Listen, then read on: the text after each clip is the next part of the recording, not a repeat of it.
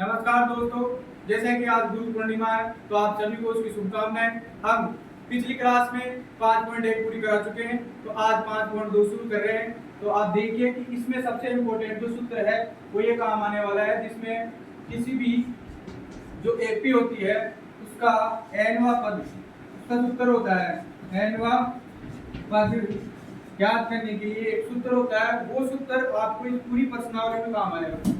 उस सूत्र के बारे में देखें तो वो है an बराबर a प्लस n-1 गुणा d। यहाँ पे ये सूत्र है, इसको याद करना है। दूसरी चीज, इसके प्रत्येक पद को कि ये किस काम में आएंगे और कैसे ज्ञात करेंगे वो भी पता होना चाहिए। सबसे पहले ये n का मतलब होता है कि किसी भी एपी का nवां पद, nवां पद ज्ञात करने के लिए देगा तो हमें n का सूत्र लगाना पड़ेगा। जैसे बोले 8वां पद ज्ञात करो तो a 8 हो जाएगा। यहाँ पे अब a 8 हो जाएगा, यानी कि n का मान 8 हो जाएगा। तो n क्या हो गया, कौन सा पद है वो पूछ रहा है। तो पदों की संख्या के बारे में बात करेगा।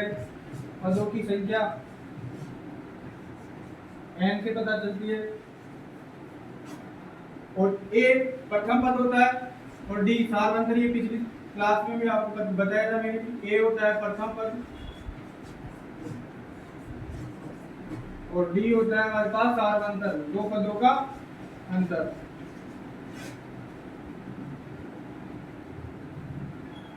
अब आगे इससे संबंधित जो भी सवाल है उदाहरण करवाऊंगा पहले मैं आपको, तो वो करते हैं।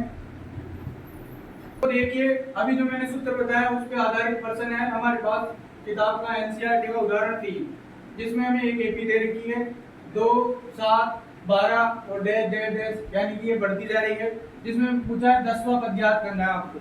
किसी भी प्रश्न को गणित में करने के लिए आपको जरूरी ये है कि आपको पूछा क्या है, आप इस प्रश्न में कौन सा सूत्र लगाओगे और उस सूत्र में आपको पूछना क्या जा रहा है वो जरूरी है।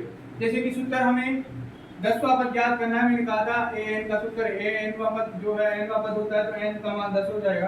तो a प्लस n-1 गुणा d, ये काम में आएगा। लेकिन हमें ये पता होना चाहिए कि यहाँ पे a कैसे ज्ञात करें, d कैसे ज्ञात करेंगे और n कैसे ज्ञात करेंगे, क्योंकि यहाँ पे हमें पूछा गया 10वां पद। तो 10वां पद यानी n का मान, तो हमें यहाँ से पता चल रहा है कि ये n का मान हो गया a, 10 पूछ रहा है कि, तो n बराबर क्या हो गया 10। पिछली क्लासों में मैंने बताया था कि किसी भी एपी में पहला जो पद होता है वो प्रथम पद a से प्रदर्शित करते हैं। तो यहाँ पे हमारे पास a का मान क्या हो गया 2। तो a 10 ज्ञात करना है हमें, लेकिन हमें जो दे रखा है वो यहाँ पे लिख लेते हैं कि गिवन जो है हमें क्या क्या दे दिया है मतलब में। तो n का मान 10 दे दिया, a का मान 2 दे दिया और d का मान सार्वंतर, दो पदों का अंतर। d बराबर होता है a2 माइनस a1।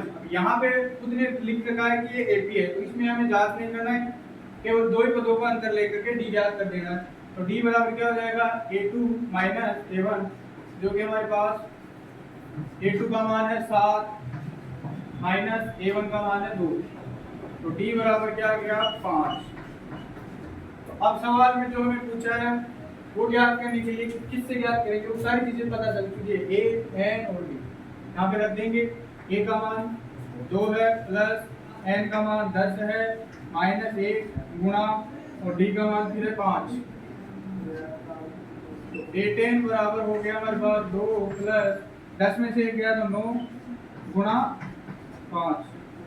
तो a10 बराबर 2 प्लस 9 पंजे 45 बराबर कितने हो गए 45। तो इस प्रश्न का 10वां पद यानी कि एपी का 10वां पद जो होगा हमारे पास वो ज्ञात हुआ है 45।